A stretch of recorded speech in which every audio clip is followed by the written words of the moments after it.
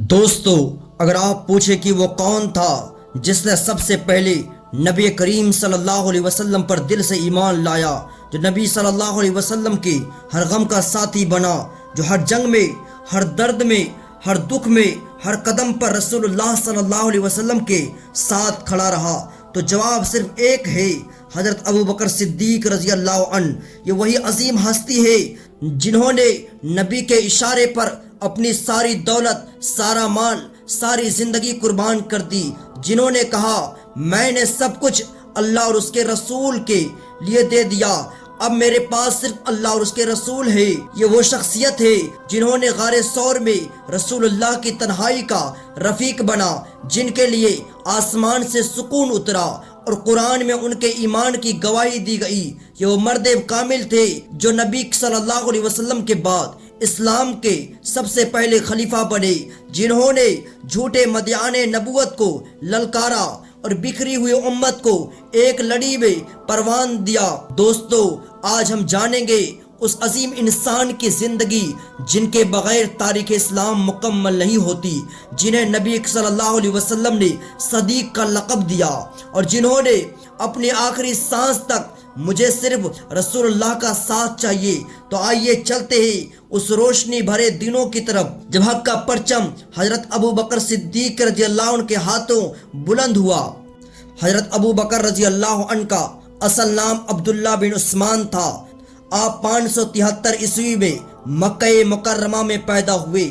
آپ کا لقب صدیق تھا، سچائی پر ہمیشہ قائم رہنے والے۔ آپ کا تعلق قریش کے قبیلے بنو تیم سے تھا، اور آپ نبی کریم صلی اللہ علیہ وسلم کے بچپن کے دوست تھے۔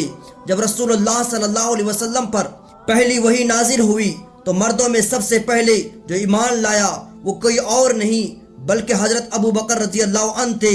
آپ ایمان لاتے ہی حضرت ابو بکر نے اپنے مال و دولت کو اسلام کی راہ میں لٹا دیا۔ حضرت بلال حبشی، حضرت عامر بن فہیرہ، حضرت خباب بن عرد جیسے کئی مظلوم غلاموں کو آزاد کروایا۔ ایک واقعہ بہت مشہور ہے، جب رسول اللہ صلی اللہ علیہ وسلم نے غزوہ تبوک کے لیے مال مانگا تو حضرت عمر رضی اللہ عنہ نے آدھا مال لا کر رکھ دیا اور خوش ہو کر سوچا کہ شاید اس بار میں سبقت لے جاؤں، لیکن حضرت ابو بکر نے پورا گھر خالی کر کے سب کچھ لا کر رسول اللہ کے قدموں میں رکھ دیتے ہیں۔ رسول اللہ صلی اللہ علیہ وسلم نے پوچھا، ابو بکر اپنے گھر والوں کے لیے کیا چھوڑا ہے؟ تو جواب تھا، اللہ اور اس کا رسول کا نام چھوڑا ہے۔ جب رسول اللہ صلی اللہ علیہ وسلم ہجرت کے لیے مکہ سے نکلے تو ان کے ہمسفر حضرت ابو بکر صدیق ہی تھے۔ غار ثور میں 3 راتیں گزارے۔ حضرت ابو بکر کا ایمان ایسا تھا کہ جب سانپ کے بل میں اپنا پاؤں رکھا تاکہ نبی کو تکلیف نہ ہو تو خود زہر برداشت کیا، مگر رسول اللہ صلی اللہ علیہ وسلم کو سونے دیا۔ نبی صلی اللہ علیہ وسلم کے پردہ فرمانے کے بعد مدینے میں فتنہ اٹھا، لوگ پریشان ہو گئے، مگر حضرت ابو بکر نے طاقتور لیڈرشپ کا مظاہرہ کیا۔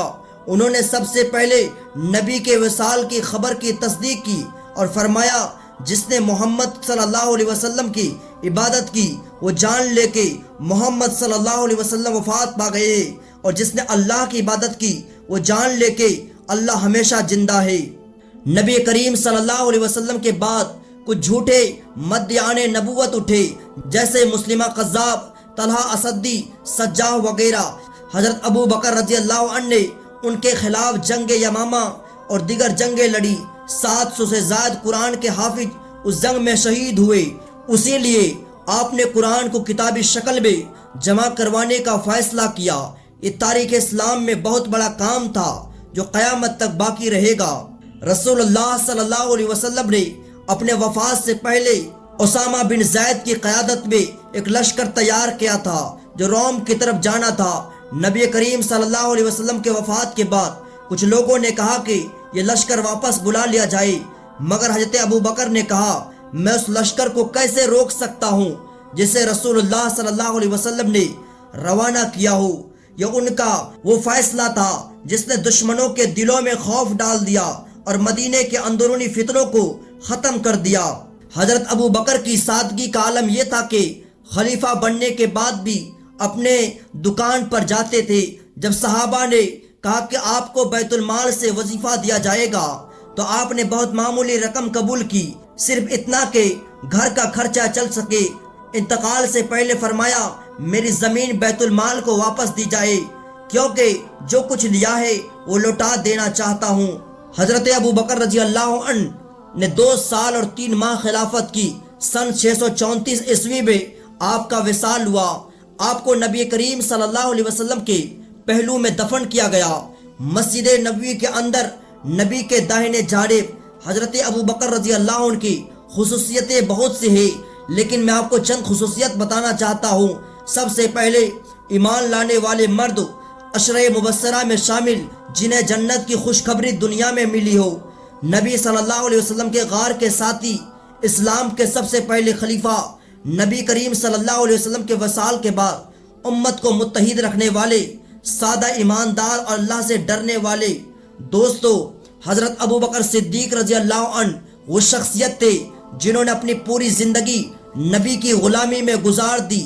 جب ایمان لانے سے پہلے ہی وہ شرک، بت پرستی اور شراب سے نفرت کرتے تھے، تو ایمان لانے کے بعد ان کی پرہیزگاری کا کیا عالم ہوگا، آپ خود اندازہ لگا سکتے ہیں۔ ہمیں ان کی زندگی سے سیکھنا ہے، ایمان، قربانی، سچائی اور عاجزی۔ اگر آپ کو یہ ویڈیو پسند آئی ہو تو لائک کریں، شیئر کریں اور ہمارے چینل کو سبسکرائب کرنا نہ بھولیں۔ ملتے ہیں اگلی ایمان افروز کہانی کے ساتھ، تب تک کے لیے اللہ حافظ۔